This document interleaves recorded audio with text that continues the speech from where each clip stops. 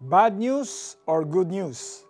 Have you ever spent time with a friend thinking you're just catching up but ended up talking about someone else? Naku, curious ka rin ba kapag nakakarinig ka ng something personal about other people's lives and find yourself craving to know more about it? Gossip is enticing, but it is bad news. Mukha lang itong harmless, but it can destroy lives. At dahil fast-paced na ang technology ngayon, in just one click, pwedeng mag-viral ang chismis tungkol sa buhay ng ibang tao. You may not know it, pero nakakagawa ka ng kasalanan by sharing or even reading gossip online. Gossip shows the condition of our hearts.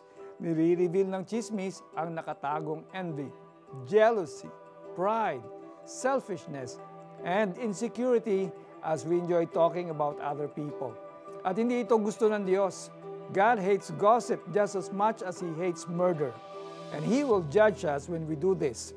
He said in Matthew 12:36, I tell you that on the day of judgment, people will have to account for every careless word they speak. Instead of spreading negative things about others, God wants us to speak kind and encouraging words. He wants us to live in harmony with other people. Ang gusto ng Diyos ay mabuhay tayo ng may pagmamahal sa puso. Kaya instead of hurting other people with gossip, let us bless them by sharing good things about them instead. Lord, forgive me for every careless word I have said that has hurt other people. Punuin po ninyo ang puso ko ng presensya ninyo so that what would come out of my mouth are words of blessing for other people. In Jesus' name I pray. Amen.